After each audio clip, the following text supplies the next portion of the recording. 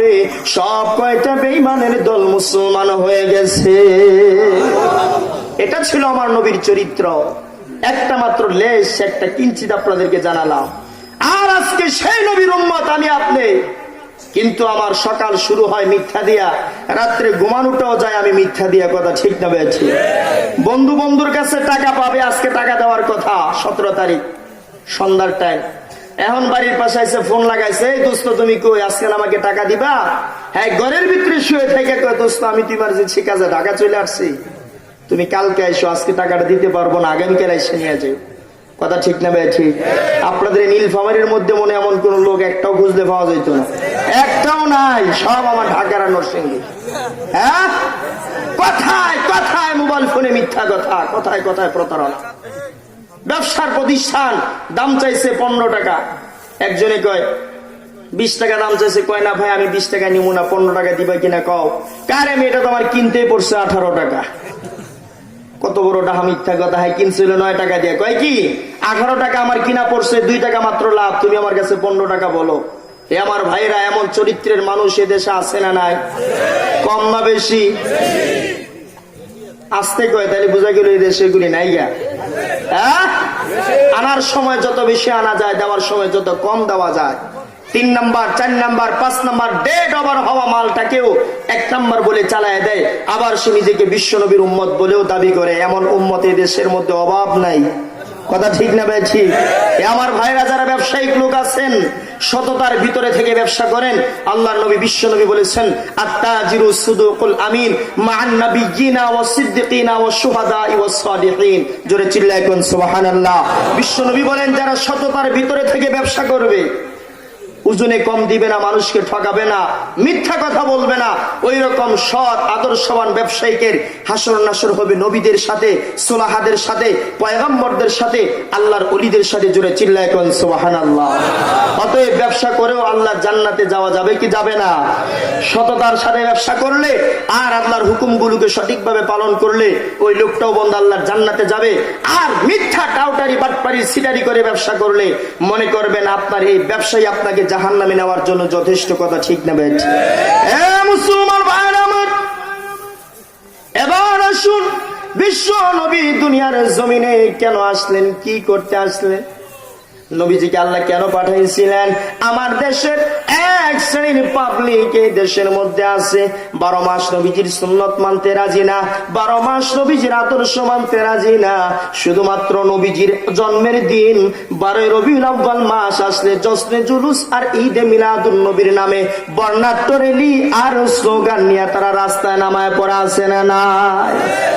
বিকালবেলা জিলাপের চিসুলে মারামারি করে, আবার কয় সকল ঈদের সেরা ঈদ ঈদে মিলাদুন নবী। জোরে কোন নাউজুবিল্লাহ।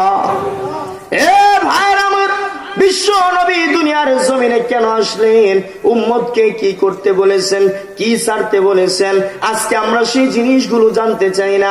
মোল্লা মৌলবী দেখলে সেগুলো জিগায় না, একজন আলেম দেখলেই যায় তারে জিগায়, হুজুর বলেন আমার নবী কি মাটির তৈরি না নূরের তৈরি? কথা ঠিক না বেঠি? নবীজি কেন আসছে, কি করতে আসছে, এই বিষয়গুলো জানতে চাই না। আমরা যাই জিগাই, নবীরে কি আল্লাহ মাটি দিয়ে বানাইছে না নূর দিয়ে বানাইছে? আমি জানতে চাই, এই পাবলিক তোমার এটা জানার দরকার কি? কবরে কি জিগাইবো আল্লাহ যে নবীরে কি দিয়ে বানাইছে? এটা জিগাইবো? এই কথা বলেন না কেন? জিজ্ঞেস করবে? কারু কবরে এই কথা জিগাইবে না নবীরে কি দিয়ে বানাইছে? তোমার ওটা জানার দরকারটা কি? সেটা আল্লাহই বেহতের জানেন। কবরে জিজ্ঞেস করবে তুমি নবীজির আদর্শ, নবীজির সুন্নাত অনুযায়ী জীবন পরিচালনা করছো কি করো নাই? কথা ঠিক না ভাই? ঠিক। নবীজির কতটুকু আদর্শ তুমি পালন করেছো, আর কতটুকু লেনিনের আদর্শ, ক্রিস মার্চারের আদর্শ, রোনালদো আর মেসি আর কাকার আদর্শ কতটুকু পালন করেছো? আজকে বিশ্বনবীর মুহাম্মদের উম্মত হইয়া এদেশের কিছু যুবক যুবতীরা এমন ফ্যাশনের ডিজাইনের পোশাক পরিধান করে, কোমর থেকে নিয়ে একেবারে গোড়ালি পর্যন্ত পুরা প্যান্ট দেখলাম এখন সিরা ফারা। কথা ঠিক না ভাই? ঠিক। জায়গায় জায়গায় তালি তোলা নাই, একেবারে রান টান সব দেখা যায়। আমি একটা জিজ্ঞাসা, এই তোর এই অবস্থাকে পোশাক কই রাখছিলি? ইন্দুরে খায়া লাইছে মনে হয়। হ্যাঁ, মাথা নিচে দেখো, হুজুর ইন্দুরে খাইছে না, এটা বর্তমানে ডিজিটালের ফ্যাশন। চিন্তা করছেন নি? এই ফ্যাশন এদেশে আছে না নাই? এটা বলে ফ্যাশন। জায়গায় জায়গায় সিরা, জায়গায় জায়গায় সিরা। এখন মেয়েরা পর্যন্ত এগুলো পরে, এমন ঠিক বুরকা পরা যুবতী মেয়েরা কলেজ ইউনিভার্সিটিতে যায়। এই বুরকাটা না পড়লে যতটা যুবক তার দিকে না তাকাইতো, এই বুরকা পরার কারণে এর চাইতে 100 গুণ যুবক বেশি এখন তার দিকে তাকায়। কথা ঠিক না বেঠিক? যেই বুরকা পরলে যুবকরা তোমার দিকে লোলক দৃষ্টিতে তাকায়, ওটারে কি পর্দা বলা হয় না ফ্যাশন? জোরে চিল্লায় বলুন, পর্দা না ফ্যাশন? এইগুলো আমাদের এই দেশের ওই মালুদের রাষ্ট্র হিন্দুদের এই যে যেই জি বাংলা, জি সিনেমা, স্টার জলসা, পাখি নাটক, কিরণমালা, বুঝে না সে বুঝে না, তুমি আসবে বলে আরো কত কি আছে আল্লাহ জানে। 24টা ঘন্টা এই আমার দেশের মুসলিম রমণীরা, মুসলিম মেয়েরা এইগুলো দেখে দেখে এইগুলো থেকে তারা এই ধরনের ফ্যাশন, এই ধরনের বুরকা ডিজাইন, এইগুলো তারা শিক্ষা গ্রহণ করেছে। আর আমার ছেলেরা, আমার মেয়েরা, আমার বউ, আমার বাগ্নি বাস্তিরা আজকে এই ধরনের পোশাক পরিধান করে তারা বেদরম রাস্তাঘাটে চলাফেরা 24 ঘন্টা। কথা ঠিক না বেঠি? আমার ভাইয়েরা, নবীজির আদর্শ আজকে আমি তুমি মানতে রাজি না। আজকে সেই হিন্দুদের ক্রিস মার্চালের, লেনিনের, ওই রোনাল্ডো আর মেসি আর কাকা, ওদের ডিজাইনে তুমি চুল কাটিং দাও। চুলের এমন ফ্যাশন করে কাটে, একদিকটা সাদা, একদিকটা লাল, একদিকটা মনে হয় ইন্দুরে ছাড় পোকা খায়া ফেলাইছে। জিগাইলাম এমন করে চুল কাটলি কেন? কয় হুজুর এটা হলো আমি মেসিকে ভালোবাসি তো, এটা মেসির কাটিং। রোনালদোর আদর্শ আমি বিশ্বাসী, এর জন্য রোনালদোর কাটিং। হে আমার যুবক বন্ধুরা, হাসার জন্য বলতেছি না। আজকে বিশ্ব নবীর, সর্বকালের সর্বশ্রেষ্ঠ নবীর উম্মত হইয়া তুমি আমি দুনিয়াতে আইসা সেই নবীর আদর্শ ভালো লাগে না, সে রোনালদো আর মেসি আর কাকার আদর্শ ভালো লাগে? মনে রাখবা, হাসরের কঠিন ময়দানে এই বেদিন কাফের বেঈমানদের আদর্শ লইয়া কবরে গেলে বিশ্ব নবী আপনার আমার সুপারিশ করবেন না। কথা ঠিক না বেঠি? নবী যে আপনাকে আমাকে চিনবেন না। আর সেদিন যদি বিশ্ব নবী আপনাকে আমাকে দূর দূর করে তাড়ায় দেয়, তাহলে আমি জানতে চাই আল্লাহর হাত থেকে বাঁচানোর মতো কোন পাহলুয়ান, কোন নেতা নেত্রীকে দুনিয়াতে আছে? যদি নবী যে আমাকে বলে তোকে আমি চিনি না, কারণ তোর চেহারার মধ্যে আমার নবীর সুন্নত নাই, প্রত্যেক সপ্তাহে শরীরের মধ্যে যায় যায় নবীজির এই খুর তাড়াতাড়ি শেভ করে করে নবীজির কলিজার মধ্যে যারা আঘাত করতেছো, হে আমার ভাইরা, তোমাদের দুটি পায়ে ধরে বলে গেলাম, আমি বিন্দেশি মুসাফির। এই অবস্থায় যদি আজকে তোমার আমার মরণ হয়ে যায়, কি অবস্থাটা হবে? নবীজির সামনে এরকম খালি চেহারা নিয়ে যদি দাঁড়াই, কি অবস্থা হবে বলুন? কথা ঠিক না ভাই? ঠিক। আমি তো দাবি করি আমি নবীর উম্মত, কিন্তু আমার নবীর কলিজার মধ্যে আমি প্রত্যেক সপ্তাহে আঘাত করতেছি, দুনিয়ার বিবিকে খুশি করার জন্য, গার্লফ্রেন্ডকে খুশি করার জন্য। হে আমার বন্ধু, যে স্ত্রীকে খুশি করার জন্য আজকে আপনি এভাবে নবীজির কলিজা আঘাত দিচ্ছেন, আমি জানতে চাই এই অবস্থায় যদি আপনার আমার মরণ হয়ে যায়, ওই পরমা সুন্দর স্ত্রীরা কি আপনার আমার সাথে একদিন কবরে থাকবে? এক রাত, 1 ঘন্টা? পৃথিবীর বাইরে আমার যেই বিবিকে, যে স্ত্রীদেরকে খুশি করতে যাইয়া তুমি নবীজির আদর্শের মধ্যে তুমি খুর লাগাইছো, নবীজির কলিজার মধ্যে তুমি পুরুষ হয়ে আঘাত করেছো। জিজ্ঞেস করলে ভাই দাড়ি কেন রাখেন না? কই হুজুর আপনার ভাবি এটা পছন্দ করে না, এই জন্য রাখি না।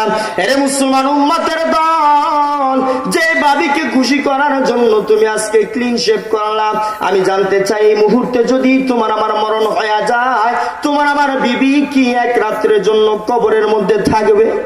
না মুসলমান না। রাত্র থাকা তো দূরের কথা, যার সাথে 50, 60, 70 বছর সংসার করলাম, 70 বছর জিন্দগিটা যার সাথে পার করলাম, এত মোহাব্বত, এত ভালোবাসা, যাকে তুমি আমি বাসলাম, যার জন্য দামি দামি গয়না, দামি দামি শাড়ি, দামি দামি নেকলেস, দামি দামি চুড়ি আর পারফিউম, অনন্ত অসংখ্য নিয়ামত যাকে দিলাম, আজকে যার সাথে এতটা বছর সংসার করলাম, তোমার আমার এখন যদি মৃত্যু হয়ে যায়, আল্লাহর কসম করে বললাম, তোমার আমার সেই বিবি তোমার আমার সাথে কবরে যাওয়া তো দূরের কথা, 8-10 গ্রামের লোক ডাইকা জমা করবে, সকলকে ডেকে ডেকে ফোনে নিয়ে আসবে, আসো আসো আমার স্বামী মারা গেছে, আমার ভয় লাগতেছে, তাড়াতাড়ি লাশটাকে ঘর থেকে বের করো। কথা ঠিক না ভাইজি? 3 দিন পর্যন্ত মা খালা চাচি নানিদেরকে ছাড়ে না, কই তোমরা আমাকে ছেড়ে যাও না, আমার স্বামী চলে গেছে, এই মৃত করে আমার ভয় লাগে, ভয় লাগে। যার জন্য এত কিছু করলাম, যারে খুশি করার জন্য সুদ খাইলাম, ঘুষ খাইলাম, যারে খুশি করার জন্য চুরি বাটপারি করলাম, যাকে আনন্দ রাখার জন্য মিথ্যা কথা কইয়া ব্যবসা কইরা টাকা ইনকাম করলাম, যার সাথে 50 বছরের সংসার কাটাইলাম, যার জন্য নবীজির কলিজায় আঘাত দিয়া বন্ধু দাড়ি ক্লিন শেভ করলাম, সেই বিবি তোমার আমার সাথে কবরে থাকবে দূরের কথা, তোমার আমার মরণ হয়ে গেলে 1 মিনিটের জন্য লাশটাকে পাহারা দিতে সে রাজি না। আর আস্তে গণ ঠিক, জোরে গণ ঠিক না বে ঠিক? অতএব সেই স্ত্রীকে খুশি করবেন না বিশ্ব নবীকে খুশি করবেন? স্ত্রীকে খুশি করবেন না বিশ্ব নবীকে খুশি করবেন? কারা কারা নবীরে খুশি করবেন দুহাত তুলে উঠান, আল্লাহ আমাদেরকে কবুল করেন, সকলে বলুন আমিন। বিশ্ব নবীর উম্মতের দল, এ পর্দা নিশিন মা বোনের আগো আমার, দিনের নবী দুনিয়াতে কেন আসছিলেন? মানুষকে উত্তম আখলাক শিক্ষা দেওয়ার জন্য। বিশ্ব নবী বলেন, বুইসতু লিউতাম্মিমা মাকারিমাল আখলাক, আমি দুনিয়ার জমিনে আগমন করেছি বিশ্ব মানুষকে মানবতা আর আদর্শতা শিক্ষা দেওয়ার জন্য। আপনার আমার নবীর ব্যাপারে আল্লাহ পাক বলেন, ওয়ামা আরসালনাকা ইল্লা রাহমাতাল লিল আলামিন, নবী গো গোটা বিশ্ববাসীর জন্য আমি আপনাকে রহমত স্বরূপ নাজিল করলাম। গোটা বিশ্ববাসীর জন্য, মানবের জন্য আমার আপনার নবী রহমত, দানবের জন্য রহমত, মুসলমানের জন্য যেমন রহমত, কাফেরের জন্য বিশ্ব নবী রহমত। তামাম পৃথিবীর সকল জিন ইনসান হায়াওয়ানাত, পাখি পক্ষী, গর্তের পিপিলিকা থেকে নিয়ে সমুদ্রের মাছ পর্যন্ত, আকাশের পাখি পর্যন্ত, পৃথিবীর যত মাখলুকাত আল্লাহ সৃষ্টি করেছেন সকলের জন্যই বিশ্ব নবী ছিলেন বন্ধু রহমত। কথা ঠিক না ব্যাঠি? বিশ্ব নবীর রহমত মায়ের পেট থেকেই বন্ধু শুরু হয়ে গেছে।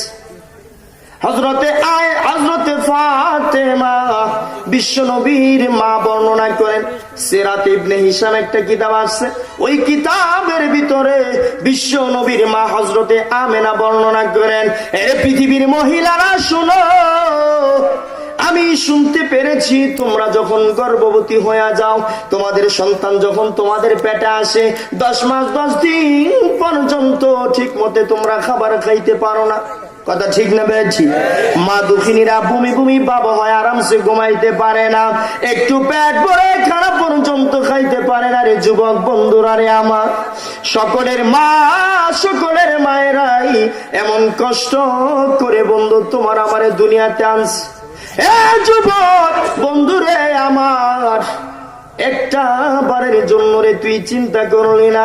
আজকে নতুন মা বাবা পাইয়া যারা আসল মা বাবাকে ডিলেট করে দিয়েছ, আছে না নাই?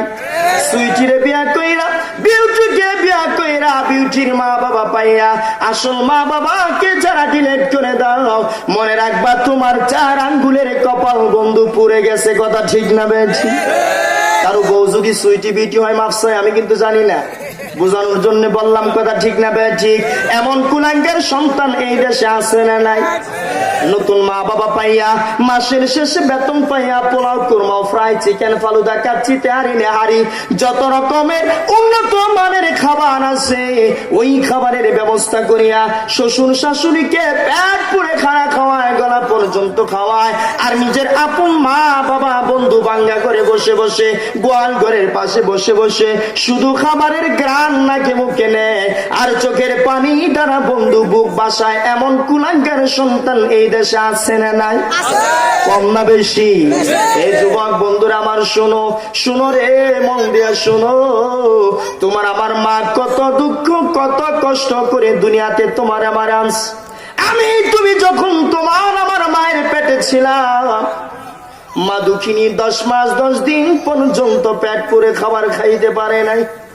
নিশিরজনীতে আমি তুমি যখন মায়ের কলিজার মধ্যে পা দ্বারা আঘাত করেছিলাম রে ভাইরা, মা দুঃখিনী একটা চিৎকার দিয়ে ঘুম থেকে জাগ্রত হইয়া বাবার পায়ের নিচে বসে নিঃশব্দে এরকম ভাবে আওয়াজ করা ছাড়া টপ টপ টপ টপ করে চোখের পানিগুলো দিয়া জমিন বাসাই।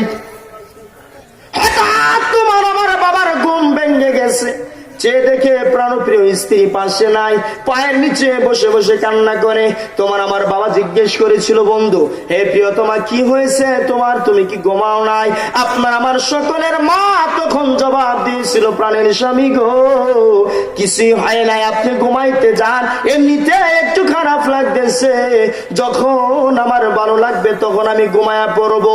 আওয়াজ করে কান্না করে নাই যেন তোমার আমার বাবার ঘুম ভেঙ্গে না যায়। কথা ঠিক না বেঠি?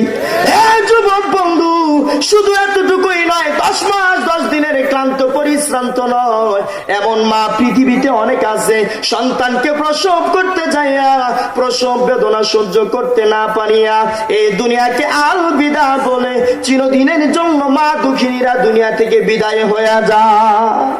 আছে না নাই? হে আমার ভাইরা, আমি তুমি দুনিয়ার জমিনে আসলাম যখন কিছুই বলতে পারতাম না, কিছুই বলতে পারতাম না, খোদা লাগলে শুধু ওয়া ওয়া করে কান্নাকাটি করতাম।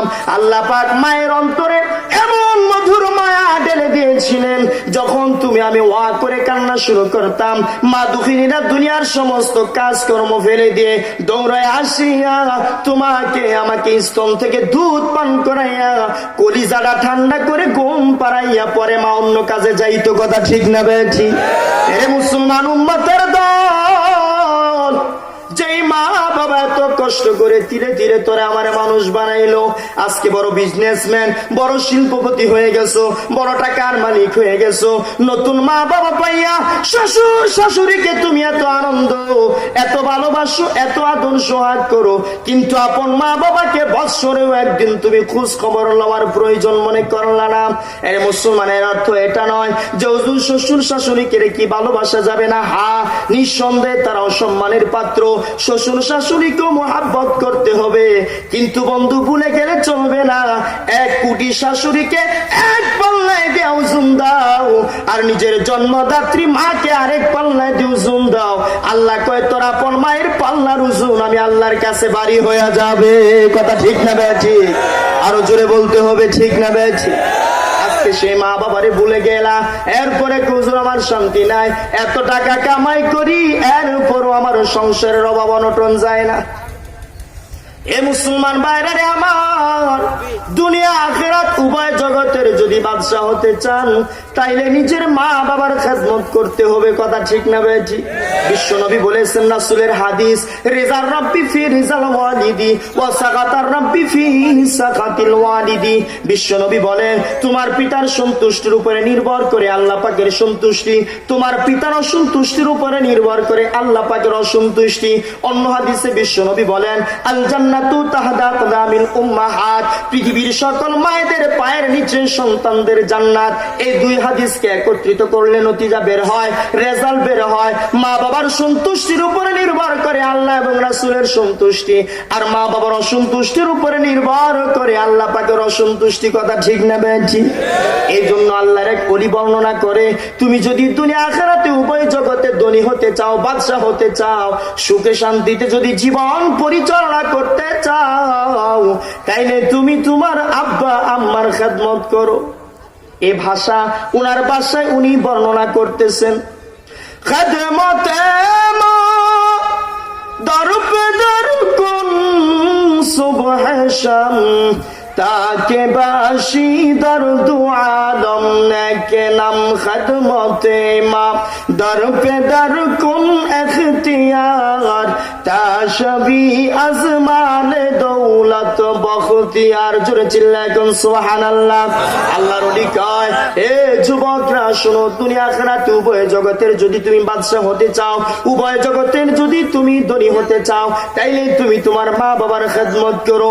কারণ আব্বা মা যদি তোমার উপরে সন্তুষ্ট থাকে, মায়ের আশীর্বাদ, মায়ের দোয়া যদি তোর পক্ষে থাকে, রে মুসলমান, তুমি বাড়ি থেকে মায়ের পায়ে সালাম করে, বাবার পায়ে সালাম করে নিজের কাজে বের হয়ে যাও, কর্মক্ষেত্রে বের হয়ে যাও, ডাকার উদ্দেশ্যে রওনা হয়ে যাও।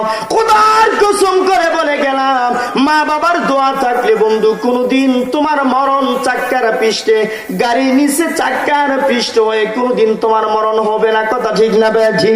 মা বাবার দোয়া থাকলে জীবনে কোনদিন তোমার মৃত্যু আগুনে পুড়ে হবে না। আব্বা আম্মার দোয়া তোমার সাথে থাকলে মুসলমান জীবনে কোনদিন তোমার মরণ পানিতে ডুবে হবে না। তাইলে বলবেন কেমনে মরণ হবে? যেদিন মৃত্যুর সময় গনে আসবে, আজরাইল তোমার আমার বাড়িতে আসবে, মা বাবার দোয়া যদি তোমার আমার পক্ষে থাকে, তাইলে সিজদারত অবস্থায় কিংবা কুরআন শরীফ তিলাওয়াতরত অবস্থায় আল্লাহর জান্নাতের মেহমান হয়ে বন্ধু তোমার আমার মৃত্যু হয়ে যাবে। জোরে কোন সুবহানাল্লাহ। এই জন্য হে ভাইরা আমার, মা বাবার যাদের বেঁচে আছে মা বাবার খেদমত করার দরকার আছে না নাই? আরো জোরে বলতে হবে, আছে না নাই? কিন্তু আমরা তো করি না।